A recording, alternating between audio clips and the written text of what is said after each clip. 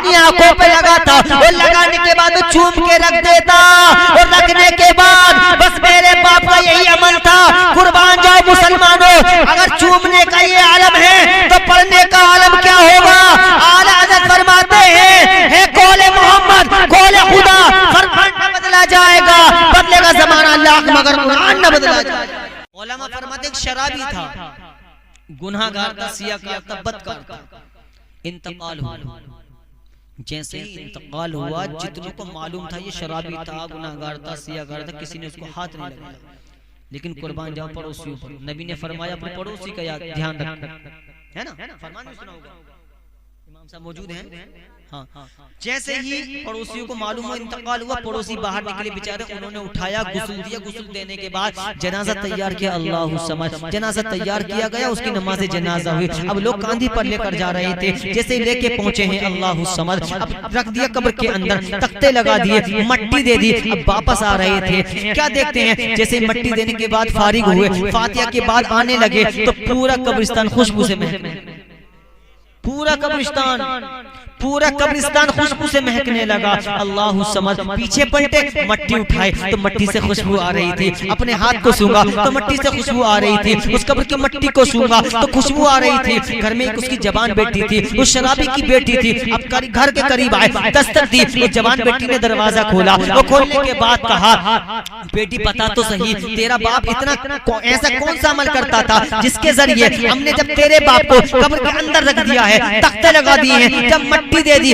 मट्टी देने के बाद हम वापस आ रहे थे तो उसकी कब्र से खुशबू आ रही थी, मुझको अंबर की खुशबू आ रही थी। तो बेटी का जवाब सुनो, बेटी ने कहा मुझे कोई तो अमल मालूम नहीं, बस थोड़ा सा अमल मालूम है कि मेरा बाप जब नशे की हालत में होता था, जब वो घर में घुसता था, तो जब घर में आने के बाद में जब नशे से फारिग होता था तो अच्छे से गुस्ल करता था, और गुस्ल करने के बाद जब पाक को साफ होकर उसने उंगली का इशारा किया, वो जो सामने ताक में कुरान रखा है उसके पास जाता और दुआ करता, परवरदिगारे आलम काश में कुरान शरीफ पढ़ा हुआ होता तो मैं तेरे कलाम को पढ़ता, काश में पढ़ा हुआ होता तो मैं इसको पढ़ता। बस मेरे बाप का ये अमल था कि कुरान को उठाता और उठाने के बाद में वो अपनी आंखों पे लगाता और लगाने के बाद चूम के रख देता और रखने के बाद बस मेरे बाप का यही अमल था। कुर्बान जाओ मुसलमानों, अगर चूमने का ये आलम है तो पढ़ने का आलम क्या होगा। आला हज़रत फरमाते हैं कौले मोहम्मद कौले खुदा, फरमान न बदला जाएगा, बदलेगा जमाना अल्लाह मगर कुरान न बदला जाएगा। है कौले मोहम्मद कौले खुदा, फरमान न बदला जाएगा, बदलेगा जमाना अल्लाह मगर। और आपको परेशानी ना हो, वो टाइम निकालें और इल्म दीन सीखने में लग जाएं। नबी फरमाते हैं अगर तुम्हें चलता फिरता जन्नती देखना हो तो कुरान सीखने और सिखाने वाले, कितना बड़ा मर्तबा। अरे जन्नत के नाम से बोलो सुभान अल्लाह यार, जन्नत के नाम से भी नहीं बोल रहे, सुभान अल्लाह, है ना। तो इल्म दीन सीखो, अपने बच्चों को पढ़ाओ, इसलिए कि बच्चे जब पढ़ जाएंगे तो तुम्हारा भी बेड़ा पार है, बच्चे का भी बेड़ा पार है ना, है। मचल के बोले या रसूलल्लाह, या रसूलल्लाह। गुफ्तगू तकरीरें करते रहते हैं, होती रहती है, लेकिन समझाने का मकसद सिर्फ और सिर्फ ये है, ये जो महफिल है सिर्फ और सिर्फ ईसाली सवाब के लिए। जो मरहूम इस दुनिया से चले गए, घर से चले गए, अल्लाह ताला उनकी मगफिरत फरमाए। लेकिन उनके घर वालों से मैं ये कहना चाहूँ, मुझे तो नहीं पता कौन उनका कौन है, उनसे कहना ये चाहूंगा कि कब्रिस्तान में अगर उनका बेटा यहाँ मौजूद है, कोई है? अच्छा, अल्लाह ताला घर वालों को सब्र जमील की तौफीक अता फरमाए और उस बच्चे को एक अच्छा पक्का हाफिज़ आलिम दीन और क़ारी कुरान बनाए। चलिए मैं आपको भी समझा रहा हूँ, खुद भी समझ रहा हूँ। जब आप इल्म दीन हासिल करेंगे, करते रहेंगे और तुम अपने बाप का दिल, अपने बाप का दिल भी बहलाते रहोगे तो कसम खुदा की जब तुम्हारा बाप अगर कब्र में भी चला जाएगा और तुम अच्छे अमल करते रहोगे तो उलमा फरमाते हैं वालिदैन भी खुश होते हैं कब्र में, वालिदैन भी खुश होते हैं कब्र में।